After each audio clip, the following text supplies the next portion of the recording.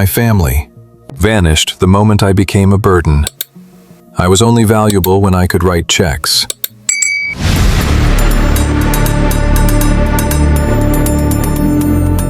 Pay attention to this security camera footage. March 14th, 2024, Maplewood, Virginia. Residential CCTV mounted on the back of a house captures exactly 31 seconds. You see an elderly white man with white hair sitting in a wheelchair on a stone patio. A black woman, 35 years old, wearing navy scrubs, walks from the back door toward him. She bends down. She places her hand on the armrest, and she kisses him on the mouth. Tender, real, for 4 seconds. Then she straightens up, moves behind the wheelchair, and pushes him back toward the house. At 6:35 p.m., they disappear from the camera's view. This is the last time Alicia Turner is seen alive. 11 days later, March 25th, 2024, 6:47 a.m. Anonymous call to Maplewood Police Department. Male voice, distorted, calm. Riverside Warehouse, Unit 4B. There's a body. Line goes dead. Detectives arrive. The warehouse hasn't been operational in 3 years. They force open Unit 4B. Back room. Locked from the outside.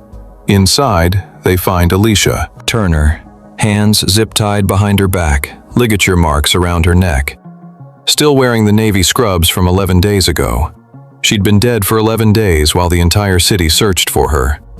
Now, most people think this is about a random abduction. Wrong.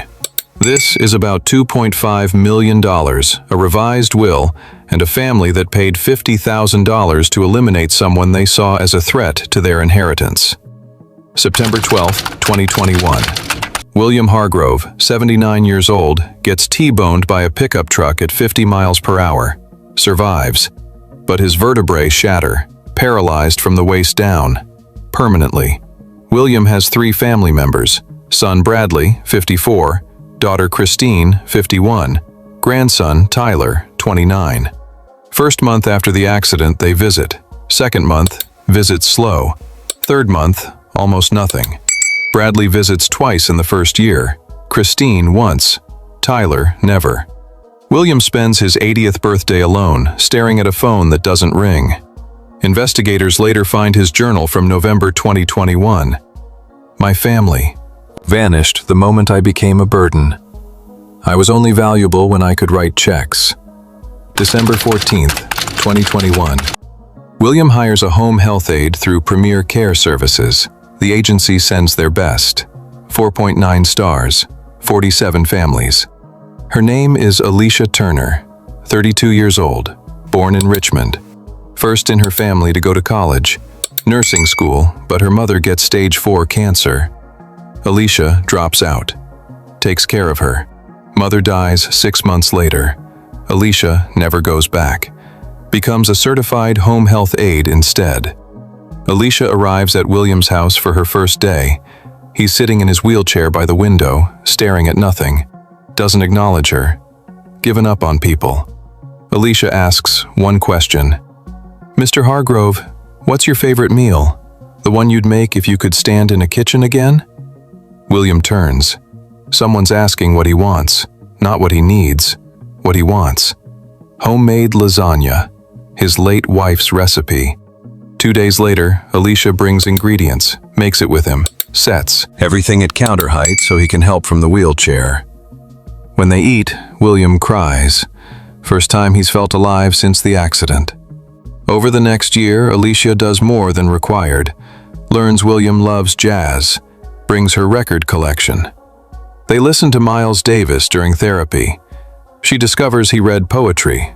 Finds his favorite book. Reads to him every afternoon. Takes him to parks, restaurants, places where people see him as a person, not a wheelchair. William starts smiling, laughing, hoping. One evening, June 2022, William asks, "Why waste your time with a broken old man?" Alicia looks at him. "You're not broken. You're just waiting for someone to remind you that you're still here." That's when William realizes he's falling in love. He doesn't say anything. He's 80, she's 33. Impossible. Wrong. But he can't stop the feeling. By 2023, they've developed a routine. She arrives 8 a.m. Breakfast together, therapy, conversation. About everything. Alicia starts noticing how William looks at her when he thinks she's not watching, how he smiles when she enters a room, and she realizes she's falling in love too. September 8th, 2023, William tells her, "I'm in love with you, not because you take care of me, because of who you are. I know I'm 82. I know this is insane, but I had to tell you." Alicia leaves without responding. William is devastated, but next morning she walks straight to his wheelchair, kneels down. "I don't care that you're 82. I don't care what anyone thinks. I love you too." They become a couple that day. Keep it secret. They know his family will never understand. January 18th, 2024. Bradley Hargrove visits his father, first time in 8 months. Phone records show he'd called his accountant the week before, asking about accessing inheritance early. He needed money. Bradley walks in unannounced. What he sees stops him. His father and Alicia sitting together, holding hands, laughing. Not patient and caregiver, a couple. Bradley explodes. "She's taking advantage of you." William's anger breaks. "Where were you when I was alone? Alicia was the only one who cared." Bradley slams the door. That evening, Bradley calls Christine and Tyler. Emergency meeting. Next day, all three show up. "Dad, we're concerned about Alicia." William, "There's nothing to be concerned about." Bradley, "We think you should fire her." William loses it. "You abandoned me for 3 years and now you try to take away the one person who gave a damn? Get out." They leave. But they're not done. They hire a private investigator. Background check on Alicia. The investigator finds nothing. Clean. They consult lawyers about challenging William's mental competency. The lawyer reviews records. Verdict: completely lucid. Every legal avenue fails. But then, something changes. March 5th, 2024. William calls his attorney, Richard Thornton. Private meeting. William's changing his will. Son Bradley, $200,000 was $1.5 million. Daughter Christine, $200,000 was $1.5 million. Grandson Tyler, $100,000 was $200,000. Alicia Turner, $2.5 million plus the house and all remaining assets. William includes one clause.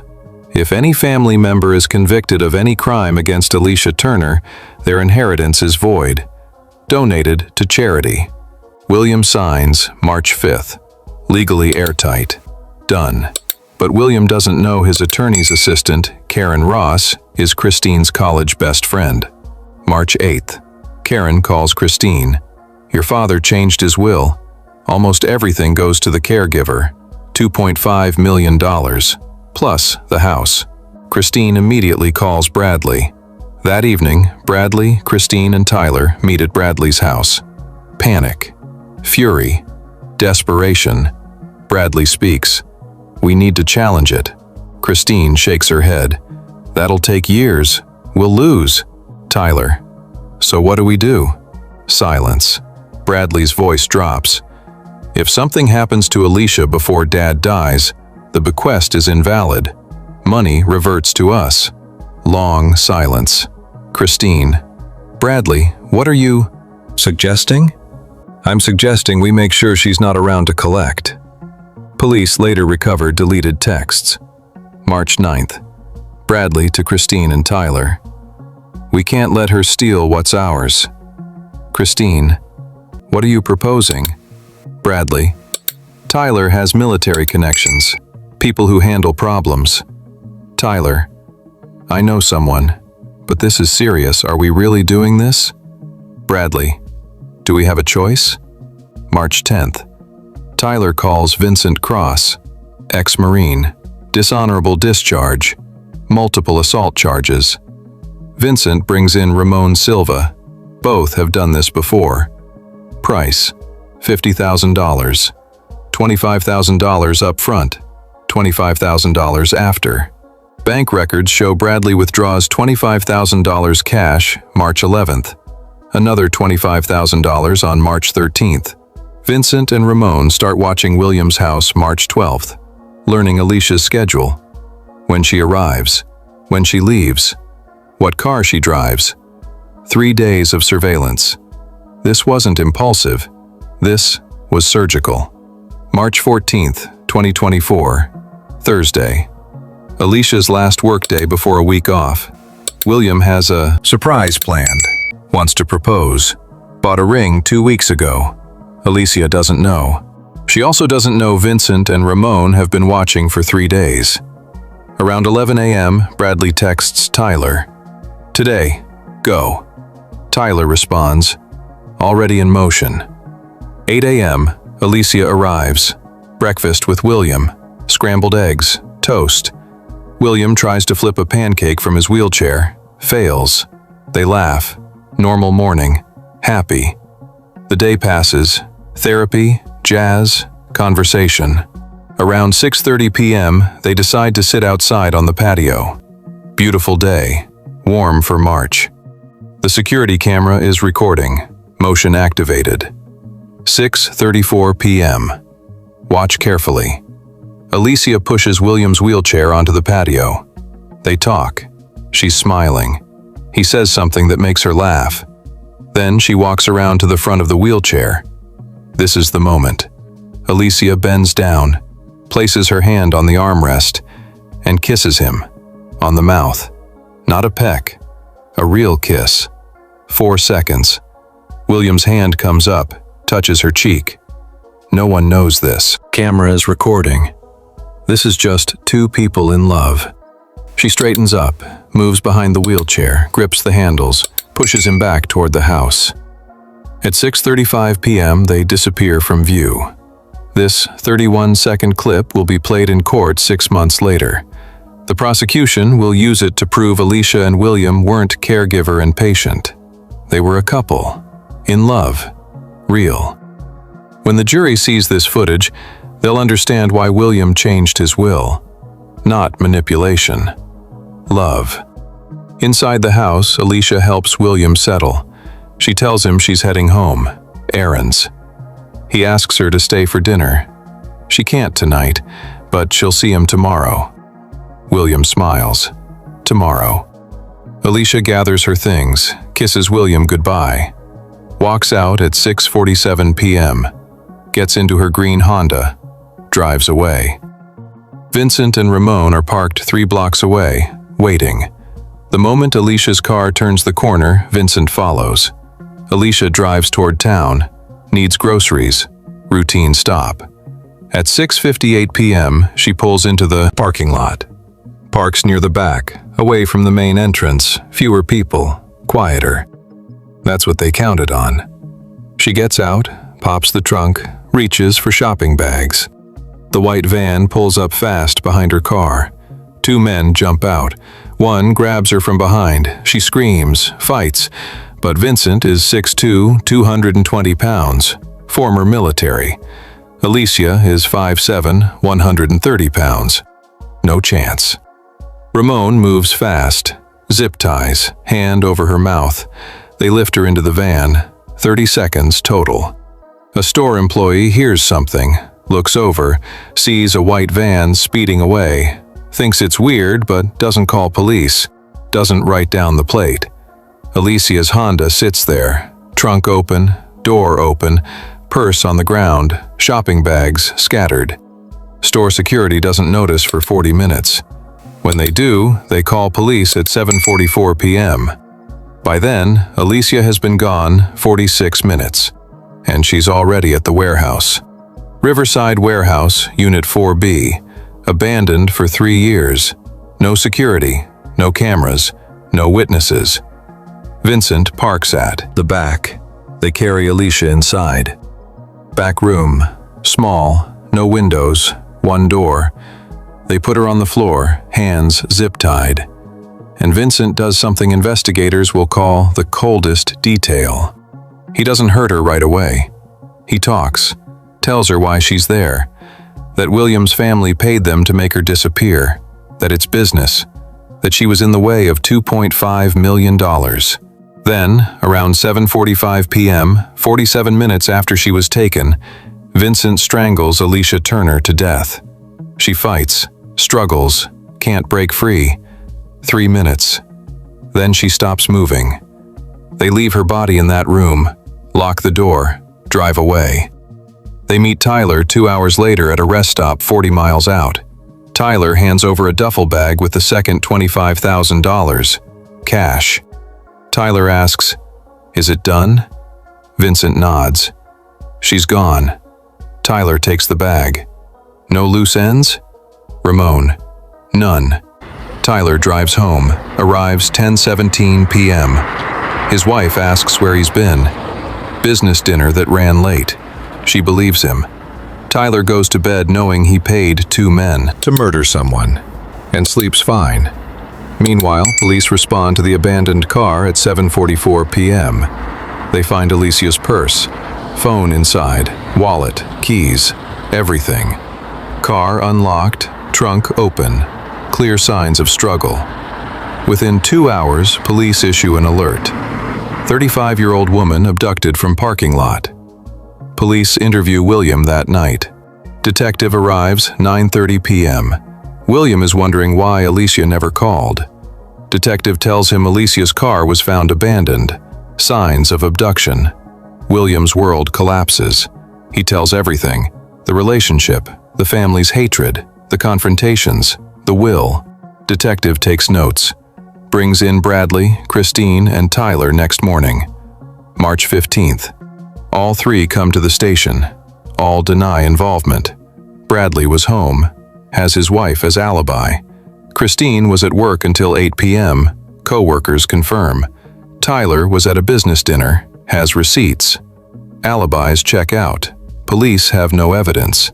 Days pass, a week. No body, no ransom, no contact. Alicia has vanished. William stops eating, stops sleeping, sits in his wheelchair staring at the door, waiting. March 25th, 6:47 a.m. The call. Riverside Warehouse, Unit 4B, body. Detectives arrive 7:31 a.m. Force open Unit 4B. Back room. Padlocked from outside. They cut the lock. There she is, Alicia. Dead 11 days. Detectives process the scene. DNA from zip ties, fingerprints on the door. But the breakthrough comes when they investigate the warehouse itself. Who owns it? Property records show Hargrove Property Management, Bradley's company, inherited from his father. Bradley has keys to every property, including this warehouse vacant for 3 years. That changes everything. Detectives get warrants, phone records, bank records. March 10th. Tyler calls Vincent Cross, 8 minutes. March 11th. Bradley withdraws $25,000 cash. March 13th. Another $25,000. March 14th, 6:42 p.m. Tyler texts Vincent. Target leaving now. Green Honda, plate Charlie David 7283. That's Alicia's plate, sent 7 minutes before she left William's house. Tyler was watching, or had someone watching. Investigators track the white van. Rental records show it was rented March 13th with fake ID. But security footage shows Ramon Silva picking it up. Returns it March 15th. Forensics examines the van. Finds traces of Alicia's DNA, fibers matching the zip ties. Vincent and Ramon identified through databases. Both have records. Both have connections to Tyler through military service. They were in the same unit 8 years ago. April 3rd, 2024. Arrests. Bradley Hargrove, first-degree murder, conspiracy. Christine Hargrove, conspiracy, accessory. Text messages prove she knew. Tyler Hargrove, first-degree murder, conspiracy, kidnapping, solicitation. Vincent Cross, first-degree murder, kidnapping, murder for hire. Ramon Silva, same as Vincent. All 5 plead not guilty. September 9th, 2024. Trial begins. Prosecution presents phone records, bank records, text messages, forensic evidence from van, DNA from warehouse, and the CCTV footage. The jury watches those 31 seconds. Alicia bending down, kissing William, pushing his wheelchair inside. Prosecution establishes motive. This wasn't random. This was a family eliminating a threat to inheritance. Defense argues circumstantial. No direct proof Bradley ordered it. No confession. But on day 12, Tyler cracks. His attorney negotiates a deal. Full testimony against the others in exchange for life with parole after 30 years. Tyler takes it. Takes the stand. Tells everything. He testifies Bradley proposed the plan March 8th, said the only way to stop Alicia was to eliminate her before William died. Tyler reached out to Vincent. Vincent brought Ramon. $50,000. Tyler provided Alicia's information, plate, schedule, address. Vincent and Ramon conducted surveillance 3 days. Tyler sent the text March 14th signaling when Alicia left.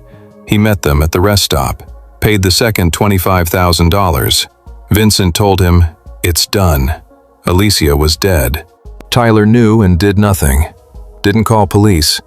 Just went home. Jury deliberates 4 hours. Guilty. All counts. All defendants. October 14th. Sentencing. Bradley, life without parole. Christine, 25 years. Vincent, life without parole. Ramon, life without parole. Tyler, life with parole after 30 years. Court adjourns. But here's what destroys everything. October 14th, 2024. Same day as sentencing. William Hargrove dies. Heart failure. Natural causes, officially. But the hospice nurse says William had stopped talking after the trial. Stopped responding. Just stared. The night he died, he spoke one sentence. "I waited 82 years to find love, and my son took it away in 31 seconds. Then his heart stopped." The will? Because Alicia predeceased William, her bequest is void. But because Bradley, Christine, and Tyler were convicted of crimes against her, the clause activates. Their inheritance is void. All of it. $0. The entire $3.2 million estate goes to charity. The family murdered Alicia for money and received nothing. But there's something from trial transcripts that should terrify you. During Vincent's interrogation, a detective asked, "Have you done work like this before? Families hiring you?" Vincent looked at the camera, smiled. "You'd be surprised how often families kill for inheritance." His attorney shut it down. That line never continued. Case closed after convictions. But that statement hangs. How often? Not if, how often? Think about what this reveals. Alicia did everything right, followed protocols, maintained boundaries until feelings developed naturally over years. She didn't manipulate. She cared for someone when no one else would. William's decision wasn't incompetence. Multiple doctors evaluated him, completely lucid. It was gratitude. Recognition that she gave him 3 years of dignity when his family gave him nothing but abandonment. But to Bradley, Christine, and Tyler, that money was theirs by blood. Didn't matter they hadn't visited. The money was supposed to be theirs. When they discovered it wasn't, they eliminated the obstacle. March 14th, 6:34 p.m. Alicia kisses William on the patio. She has no idea that 3 blocks away, 2 killers wait in a van. She has no idea Tyler already sent her license plate. She has 24 minutes of freedom left. She's just kissing someone she loves. 31 seconds later, she's inside. 13 minutes later, she leaves. 11 minutes after that, she's grabbed. 47 minutes after that, she's dead. 11 days later, she's found. 6 months later, killers convicted. 7 months later, William dies. All because a family decided inheritance was worth more than human life. If you work in healthcare, especially home care, understand this. Alicia had perfect reviews.